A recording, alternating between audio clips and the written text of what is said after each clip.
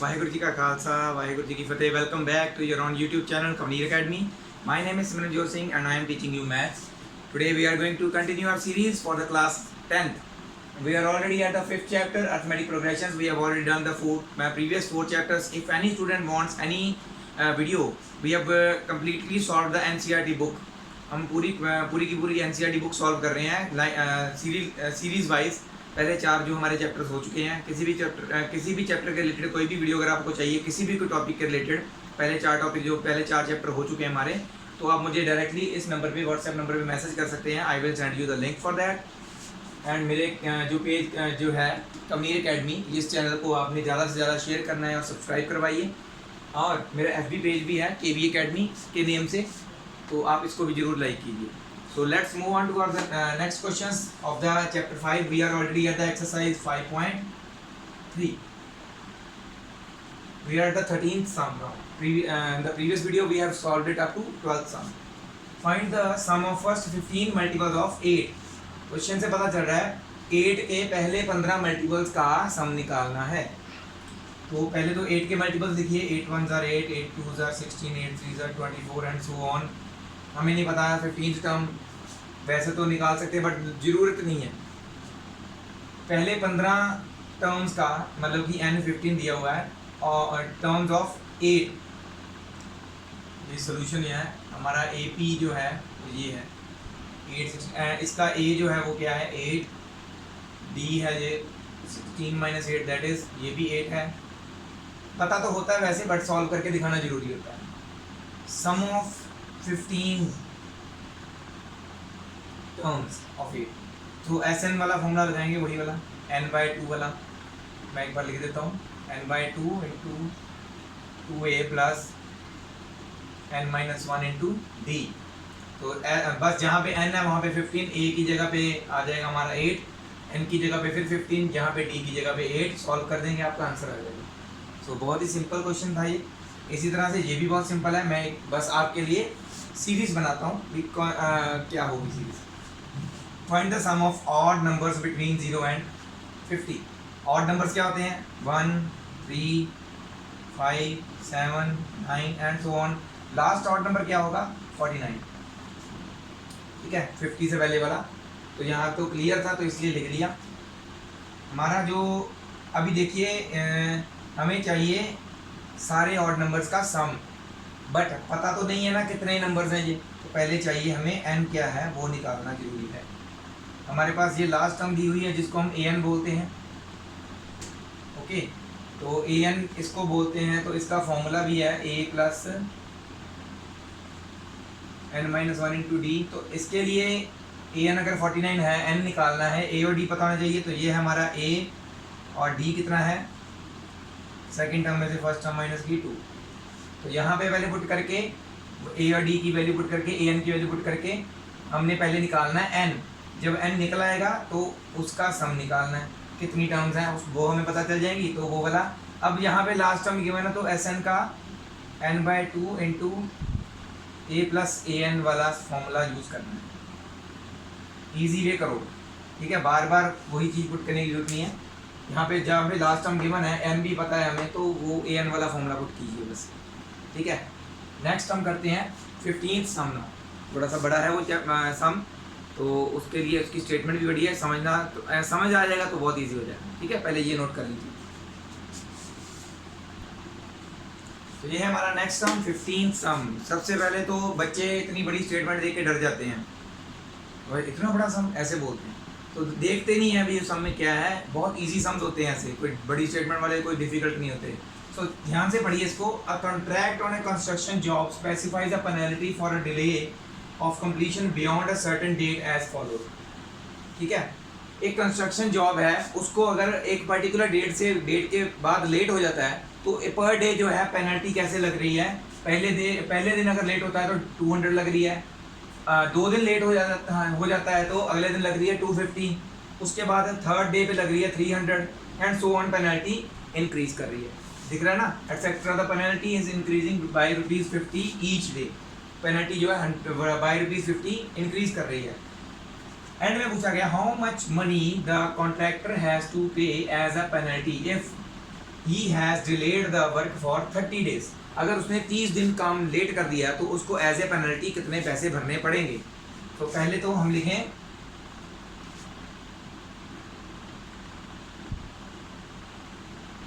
First day penalty क्या थी, that was ₹200। Second day penalty क्या थी, 250। थर्ड डे पेनल्टी क्या थी, 300। सो एपी क्या बन गया, सो एपी इज पहले दिन की पेनल्टी ये, दूसरे की ये, तीसरे की ये, एंड सो ऑन बढ़ रही है। ठीक है, तो यहां से हमारा ए कितना आ गया 200, बी कितना आ गया 50। ठीक है, और हमें कितने दिन की पेनल्टी पूछी गई है, 30 डेज की। तो एन मतलब कि 30 डेज तक की पेनल्टी कितनी टोटल भरनी पड़ेगी। पहले दिन 200 भरने पर भर दिए, दूसरे दिन 250 अलग से भरने। ये नहीं है कि ये जो 200 भरे थे उसके बाद उसमें 50 ऐड कर दिए बस तो 250 बन गया, ऐसे नहीं है। पहले दिन के 200 अलग, दूसरे दिन 250 अलग भरा, तीसरे दिन 300 अलग भरा, ऐसे जा रहा है। तो दैट मीन्स ये अलग अलग टर्म्स हैं, इनको ऐड करना है। तो सम निकालना है हमने 30 डेज की पेनल्टी का। ठीक है, n/2, तो एस 30 निकालना है, n/2 दैट इज वो होएगा हमारा फॉर्मूला। पहले एस एन वाला फॉर्मूला यहाँ पे लिख लो, यहाँ पे था 2a। ये बच्चों में कंफ्यूजन होती है 2a या a कहाँ पे लगना है। 2a तब लगना है जब हम पूरे वाला फॉर्मूला यूज कर रहे हैं, जब लास्ट टर्म वाला करें तो यहाँ पे 2a नहीं a आएगा। तो यहाँ पे क्या आ जाएगा 30/2, 2 इंटू a कितना है हमारा 200 plus again 30 minus 1 into D कितना हमारा 50। तो सिंपल सी बात है, ये 15 आ जाएगा, 200 इंटू 2 हो गया 400 plus 30 minus 1 that is 29 into 50। तो ये आगे अब सॉल्व करते हैं इसको। 15 इंटू 400 प्लस कितना आ जाएगा। वैसे सीधा अगर आप 5 3 15 करते तो 1500 बनता है। 1500 में से 50 कम कर दो तो 1450 बन जाएगी। 400 और ऐड होगा 1850। Just multiply them 185 and 15, 5 5 are 25, 8 5 are 40, 42, 9 1 8 5 7, so it will be rupees 2775 and में एक 0 ऐड होगा। तो इतनी पेनल्टी उसे 30 दिन बाद भरनी पड़ेगी अगर वो लेट करता है काम। सिंपल, ये नोट कर लीजिए। सिर्फ इतना सा सॉल्यूशन था, बस समझने की जरूरत थी। ठीक है, तो अब मैं ये भी बता देना चाहता हूँ, ये इंक्लूडिंग आगे जितने भी हम सम्स करेंगे वो सारे इंपॉर्टेंट सम्स हैं। वेरी इंपॉर्टेंट सम कौन सा होगा वो मैं आपको बता दूंगा। ये सारे सम्स एक एक बार पेपर में आए हुए हैं जितने भी हम आगे करेंगे। ठीक है, इंपॉर्टेंट तो लिखना ही लिखना है, जो वेरी इंपॉर्टेंट होगा वो मैं आपको बता दूंगा। तो पहले ये नोट कर लीजिए। So this is our next sum, that is the 16th sum of the exercise. A sum of ₹700, 700 रुपए है हमारे पास, is to be used to give 7 cash prizes। 7 cash prices को 7 कैश प्राइजेस देने के लिए बच्चों को 700 रुपये यूज़ किए गए। मतलब कि ऐसे है कि हमारे पास टोटल 700 रुपये हैं। हमने 7 अलग अलग बच्चों को उनकी एक गुड एकेडमिक परफॉर्मेंस के लिए 1 2 3 4 5 6 7 उनको प्राइज़ दिया। तो उनमें से एक फर्स्ट आया होगा, एक सेकंड आया होगा, एक थर्ड, एक fourth, fifth, sixth and seventh. Overall पूरे स्कूल में हम बात करते हैं for their academic performance. In if each prize is 20 rupees less than its preceding prize. अगर सबसे फर्स्ट वाले को सबसे ज़्यादा मिले होंगे क्योंकि वो फर्स्ट आया है, अगर उसको x रुपीज़ मिले हैं तो नेक्स्ट वाले को x माइनस 20 मिले होंगे, उससे नेक्स्ट वाले को इससे भी 20 कम मिले होंगे, मतलब कि x माइनस 40 मिले होंगे, उसके आगे वाले को x minus 60 and so on, x minus 80 चला होगा, x माइनस 100 एंड लास्ट वाले को फर्स्ट वाले से x माइनस 120 रुपीज़ कम मिले होंगे। जितने भी फर्स्ट वाले को मिले होंगे उससे 120 रुपये कम मिले होंगे लास्ट वाले को। तो ये था सिर्फ समझाने के लिए, ठीक है। असल में कैसे करना है वो मैं आपको अलग से बताऊंगा। इसमें क्या है 2020 का डिक्रीमेंट आ रहा है, तो दैट मीन्स एक पर्टिकुलर हमारे पास जो भी AP है उसमें D क्या है -20 है, क्योंकि वो कम हो रहा है। Decrease if preach price is ₹20 less than its preceding, पहले वाले से 20 कम हो रहा है। तो जो भी हमारी AP होगी उसमें क्या है 20 की कमी आती रहेगी आगे आगे। तो दैट मीन्स हमारा D जो है दैट इज़ -20। तो ये समझाने के लिए ये मैंने बनाया था, ठीक है। नोट करना चाहते हो कर लो, नहीं करना चाहते कोई बात नहीं, सिर्फ समझाने के लिए लिखा था मैंने, ठीक है।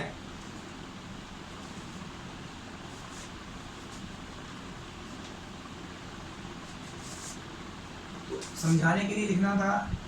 तो हमारा असल में कहाँ से स्टार्ट हो रहा है हमें नहीं पता। वी फर्स्ट जो बच्चा है उसको कितने पैसे मिले होंगे। Let the first prize money is equal to ₹X मान लेते हैं। उसके बाद हमारे पास क्या है common difference in each prize money. कितना डिफरेंस है किसी भी प्राइज मनी, एक उससे पहले वाली वैल्यू में ₹20 का डिफरेंस है, बट वो नेगेटिव में है, दैट इज -20 हो जाएगा हमारा। -20 नीचे कम हो रहा है, ठीक है। हमारी फर्स्ट टर्म X हो गई, हमारा कॉमन डिफरेंस हो गया -20। कितने बच्चों को हमने बांटे हैं, नंबर ऑफ स्टूडेंट्स कितने हमारे, दैट इज हमारा N कितना है वो है 7। तो यहाँ पे भी हमने लिखना था वैसे फर्स्ट प्राइज मनी, मतलब कि हम A लिख रहे हैं क्या, first value of the AP bracket में A लिख लीजिए, स्मॉल a, वो हमने X मानी, ठीक है। या A ही लिख लो, simple. First prize money is equal to A मान लेते हैं, ₹A, सीधा सीधा सीधा काम। D हमें पता है, ये कॉमन डिफरेंस है, तो इसके बाद में ना यहाँ पे D लिख लेते हैं, थोड़ा सा इजी हो जाएगा। 7 बच्चे हैं, तो सम ऑफ 7, जो बच्चों को जितना भी प्राइस बांटना था, तो सम ऑफ दोज व्हाट 700 है ना, टोटल प्राइस तो 7, टोटल जो थी मनी वो 700 थी। दैट मीन्स सातों को जो भी प्राइस दिया हमने उनका टोटल करते हैं तो 700 आता है। तो SN वाला फॉर्मूला लगाएंगे, ठीक है। SN is equal to N/2 into 2A plus N-1 into D, okay. तो यहाँ से SN मतलब S7 है हमारा, 7 टर्म्स का दिया हुआ सम में।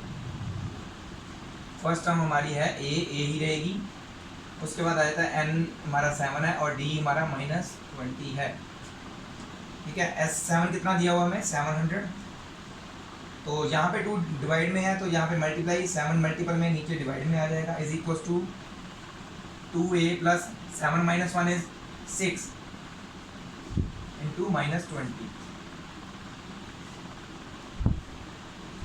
सो 100 पे कट गया, ये 200 हो जाएगा। 2A 6 2 12 मतलब -120 आ जाएगा, -120 इधर हो जाएगा, प्लस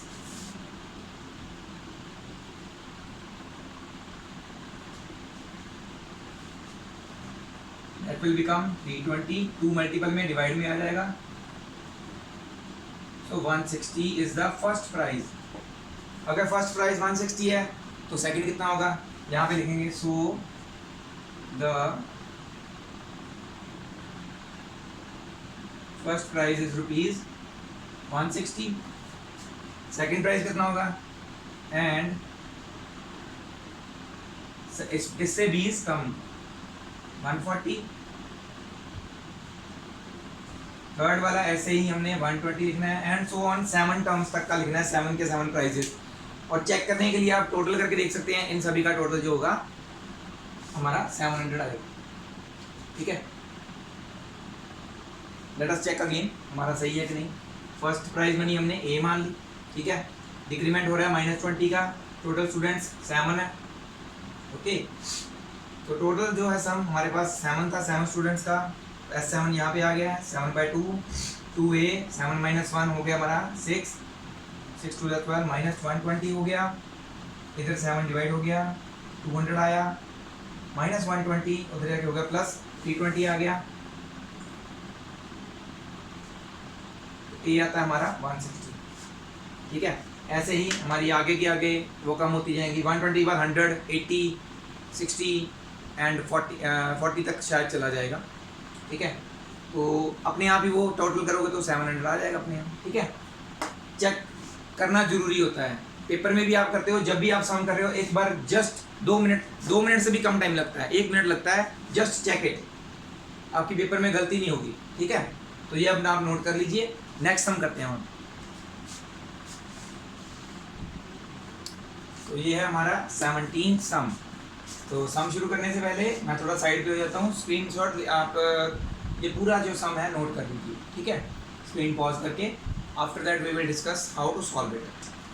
तो इसमें क्या बताया गया है, in a school students thought of planting trees in and around the school to reduce air pollution. एक स्कूल के कुछ बच्चों ने ये सारे बच्चों ने ये सोचा कि उन्होंने ट्रीज प्लांट करने का सोचा अपने स्कूल के अंदर और अपने स्कूल के आसपास।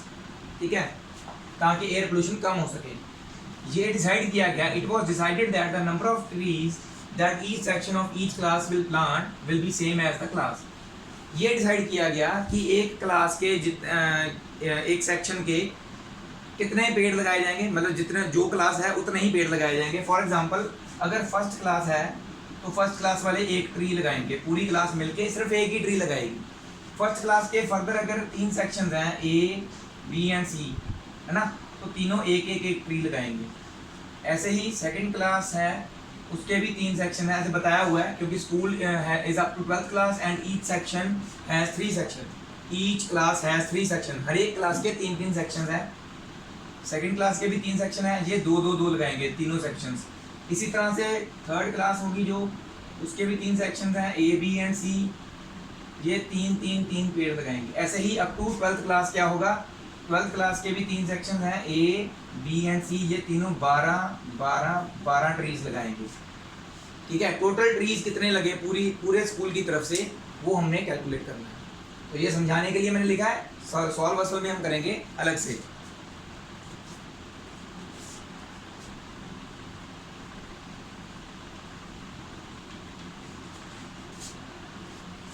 तो क्या करेंगे, so according to question, number of trees planted by 3 sections of class 1, पहली क्लास के 3 सेक्शन से कितने पेड़ होंगे लगाएंगे वो, क्योंकि 3 सेक्शन है और क्लास 1 है तो एक एक एक तीनों सेक्शन लगाएंगे, तो टोटल ट्रीज कितने हो गए, 3 ट्रीज। एंड आगे ऐसे ही हमने number of trees planted by 3 sections of class 2, class 2 के भी 3 सेक्शन है, पहला सेक्शन 2 लगाएगा, दूसरा सेक्शन 2, तीसरा सेक्शन 2, 2 + 2 + 2 कितने हो गए, 6 ट्रीज, एंड सो ऑन।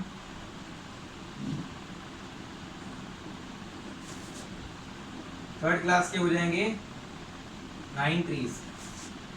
अब 3 निकाल दी, अब हमें लास्ट टर्म चाहिए, 12th क्लास के निकालेंगे। ठीक है, 12 + 12 + 12, 12 × 12, 12 × 24, 12 3 = 36 ट्रीज लगाएंगे 12 सेक्शन वाले। सो AP generated is 3, 6, 9 and so on. Last term क्या होगी हमारी, 36। तो हमें ऑलरेडी पता है कि 12 क्लासेस हैं, तो नंबर ऑफ टर्म्स हमारी ऑलरेडी पता होंगी हमें, 12 नंबर ऑफ टर्म्स हैं। ए हमारा 3 है, डी हमारा 6 - 3 दैट इज 3 है, लास्ट टर्म हमारे पास है, सब कुछ है, बस क्या करना है, सम ऑफ 12, लास्ट टर्म हमारी 12th टर्म है वैसे, तो लास्ट टर्म AN लिख लो चाहे A12 लिख लो, एक ही बात है, S12 या SN एक ही बात है, निकालना है हमें। तो हमारा फॉर्मूला जो होगा n/2 वो वाला लगना है, A plus last term given है ना, AN वाला लगा लो। तो यहाँ पे n की जगह पे 12 आएगा, AN मतलब A12 पूछा गया है, 36 आएगा, A हमारा 3 है, तो यहाँ से आंसर निकल आएगा हमारा। ये आपने बाकी कुछ सॉल्व करना है, मैंने सिर्फ बताना था कि AP कैसे बन रही है। बहुत सिंपल क्वेश्चन होते हैं, बट क्वेश्चन देख के डर जाते हैं बच्चे, और कोई बात नहीं।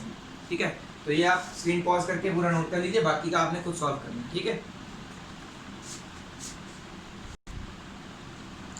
नेक्स्ट आता है हमारा 18th question, very very very important question. ठीक है, चाहे तो आप इसको जितना मर्जी बार वेरी वेरी लिख लीजिए। इसकी वैसे फिगर दी हुई है, बट मैं आपको बना के बताऊंगा भी वो फिगर बनी कैसे। A spiral is made up of successive semicircles with centers alternatively A and B, starting with center A, radii है 0.5 सेंटीमीटर। तो एक स्पाइरल जो है वो ऐसे ना, 2 पॉइंट्स हमारे पास A and B, they are at a distance of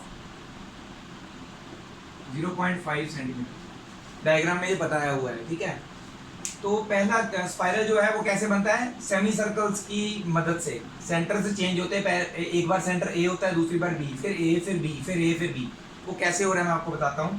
पहला सेमी सर्कल बनाया गया टेकिंग सेंटर ए और रेडियस 0.5। टेकिंग सेंटर ए ना, starting with centre A, centre A लेना है। ठीक है, आपने अपनी वो खोल लेनी प्रकार, ठीक है, कंपास खोल लेनी है, यहाँ पे रखनी है, इतना खोल के इसको ऐसे घुमा देना है। ठीक है, सेमी सर्कल बोला है तो आधा बनाना है। ठीक है, पूरा नहीं घुमाना। ठीक है, जब यहाँ पे पहुंच गया तब इसका सेंटर चेंज होके ए से बी बना दिया। नेक्स्ट सेमी सर्कल का सेंटर जो है वो अब ये होगा, और रेडियस कितना, 1 सेंटीमीटर। तो ऑब्वियसली ये अगर 0.5 है तो घूम के अगर ये इधर आया तो ये भी तो 0.5 होगा, और अपने आप ही ये बी पॉइंट जो है इससे 1 सेंटीमीटर दूर हो गया। मैं गारंटी ले सकता हूँ, इससे अच्छा तो कोई नहीं समझा सकता। ठीक है, 1 सेंटीमीटर दूर हो गया ये बी पॉइंट से। अब इसको सेंटर लेना है, तो यहाँ तक खोल लेना अपनी कंपास को आपने, इतना दूरी सेम होनी चाहिए। थोड़ा सा गलत बन गया है तो कर देते हैं थोड़ा सही इसको। ठीक है, ऐसे ही अब एक बार सेंटर ए लिया, अब बी हो गया, फिर दोबारा ए पे आना है। अब रेडियस 1.5 सेंटीमीटर होगा, तो ये वाला रेडियस तो ऑब्वियसली हमें पता ही है 1 सेंटीमीटर होगा, क्योंकि ये हमने यहाँ से ऐसे घुमाया ना। अगर ये 1 है तो ये भी 1 होना चाहिए, रेडियस सेमी सर्कल का है। तो अब ए सेंटर लिया है, तो यहाँ से देखो कितना डिस्टेंस है, 1 सेंटीमीटर, ये 0.5, ये टोटल हो गया 1.5। जितना हमें नेक्स्ट रेडियस चाहिए ए से, अब इतना ए पे पॉइंट रखना है प्रकार का अपने कंपास का, इतना खोल लेना है ऐसे। अब नेक्स्ट फिर से बी लेना है, और आपका रेडियस अब आपको कितना चाहिए, 2 सेंटीमीटर। तो देखो इसको इधर ज्वाइन करते हैं। अगर हमने सेंटर लिया था ए, तो यहाँ से लेके यहाँ तक का डिस्टेंस तो 1.5 होगा ही, क्योंकि ये सेम ही होगा ना, सेमी सर्कल बनाया है। अगर ये 1.5 है और ये अगर ये सेंटर हम लेते हैं बी, तो 0.5 और ऐड करते हैं, तो ये टोटल डिस्टेंस कितना हो जाएगा हमारा, 2 centimetre.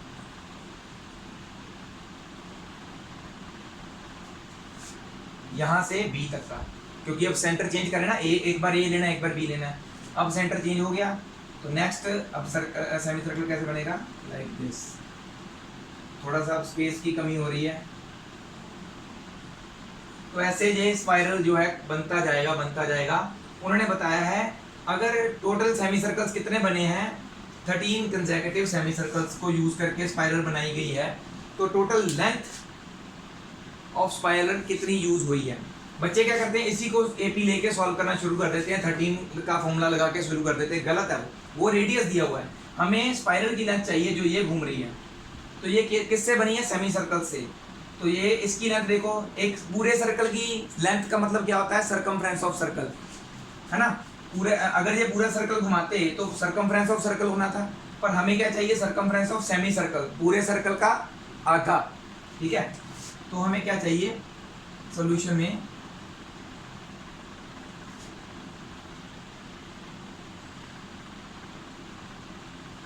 According to question, circumference of first semi circle.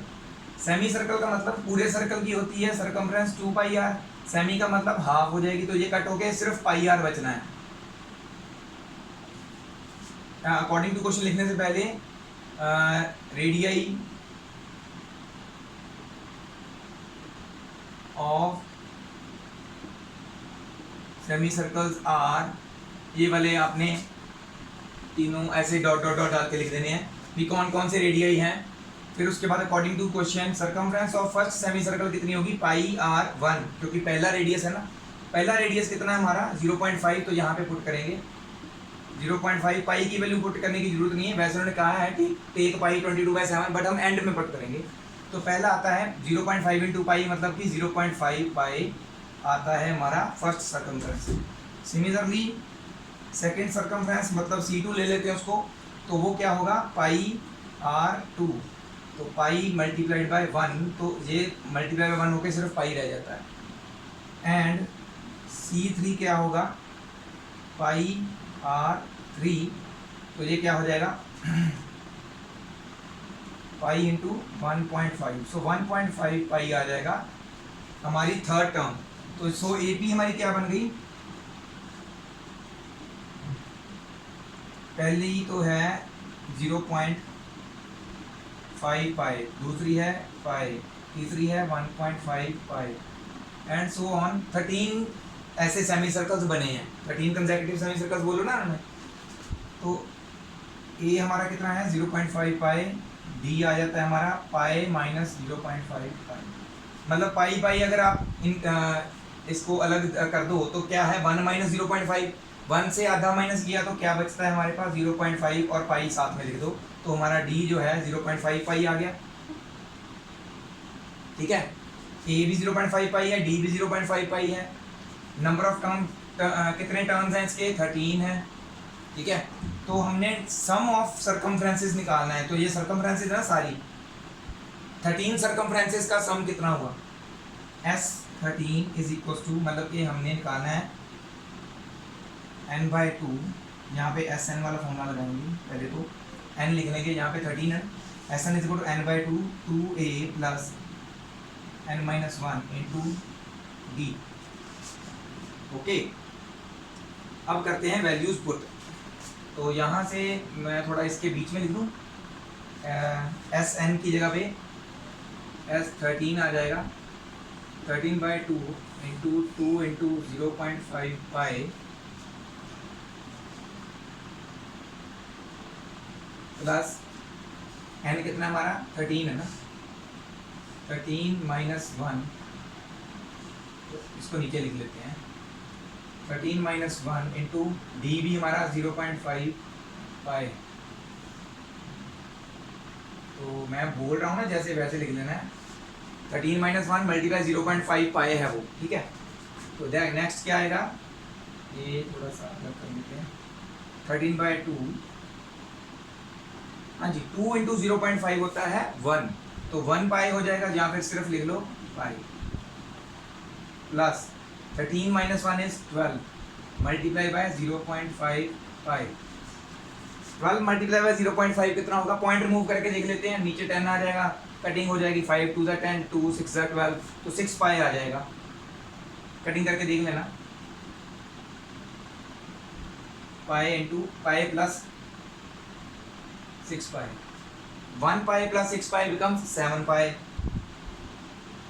13/2 into 7 पाई। अब पुट करो पाई की वैल्यू, अब पुट करने में फायदा है, अब इसके बाद इसका आंसर ऐसे नहीं आएगा। ठीक है, तो इसके बाद ये वाला टर्म था, अब चलिए 13/2 इंटू 7 इंटू 22/7, अब 7 के साथ 7 कैंसिल हो गया, 2 के साथ 22 कैंसिल हो गया, 11 आ गया, तो ये क्या आ जाएगा आंसर 143 सेंटीमीटर, क्योंकि सर्कमफ्रेंस सेंटीमीटर में होता है। तो टोटल सर्कमफ्रेंस ऑफ वायर कितना यूज हुआ स्पाइरल को बनाने के लिए 143 सेंटीमीटर। ठीक, अगर आपको कहीं पे भी कोई पॉइंट में दिक्कत है तो जस्ट मुझे ये स्क्रीनशॉट लेके कहाँ पे दिक्कत है मैसेज कर दीजिए, I will tell you the reason कि क्या कैसे हो रहा है। ठीक है, यहाँ इसके बाद देखते हैं हमारे पास कितना टाइम बचा है वीडियो में, और अगर हम नेक्स्ट क्वेश्चन कर सकते हैं तो मैं आपको बताता हूँ। फिलहाल के लिए ये नोट कीजिए। अपनी वीडियो मैं अब यहीं पे ख़त्म करने वाला हूँ। वैसे तो 2 सम्स ही रह गए थे इस एक्सरसाइज के, बट इसके बाद एक ऑप्शनल एक्सरसाइज भी है, उसके 4-5 सम्स हैं। तो नेक्स्ट वीडियो में हम वो 2 क्वेश्चन जो रहते हैं हमारे इस एक्सरसाइज के एंड द नेक्स्ट जो हमारे पास ऑप्शनल एक्सरसाइज है वो भी सारे इंपॉर्टेंट सम्स हैं। तो मैं आपको बताता रहूँगा कौन कौन से इंपॉर्टेंट सम्स हैं, हम नेक्स्ट वीडियो में करेंगे। आज के लिए बस इतना ही, यहीं पे वीडियो ख़त्म करते हैं। वीडियो ख़त्म करने से पहले आप मेरे चैनल को प्लीज़ सब्सक्राइब जरूर कर दीजिए और साथ में जो बेल आइकन है उसको जरूर आप क्लिक कर दीजिए, ताकि आपको मेरी वीडियो जब भी मैं डालूँ तभी के तभी आपके पास नोटिफिकेशन आ जाए। लाइक, कमेंट और शेयर करना मत भूलिएगा। मेरी वीडियो को लाइक ज़रूर किया कीजिए, कोई एक वैल्यूएबल कमेंट आपका ज़रूरी है, मेरे पास आना ज़रूरी है, ताकि मैं अपनी इम्प्रूवमेंट और ज़्यादा कर सकूँ। किसी भी चीज़ में अगर आपको कुछ भी लग रहा है कि ये चीज़ इम्प्रूव होनी चाहिए, कोई दिक्कत आ रही है या कोई प्रॉब्लम है, तो आप मुझे कमेंट बॉक्स में बताइए। I will try to improve myself. And मेरे चैनल को जितना हो सके आगे शेयर कीजिए, ताकि जितने भी बच्चे 10th क्लास कर रहे हैं उनको कोई दिक्कत ना आए, इस लॉकडाउन में वो कहीं पे रह ना जाएं पीछे। तो मैं उनके लिए एक तरह से ये वीडियोस बना रहा हूँ सभी तरह के बच्चों के लिए, और इजी वे जो हम ऐसे ही करते रहेंगे, मैथ्स को बहुत सिंपल बनाते रहेंगे। तो आप मुझे ऐसे ही सपोर्ट करते रहिए और ये मत भूलिएगा सारा, ठीक है। Thank you very much again for watching my video. Waheguru ji का खालसा, वाहेगुरु जी की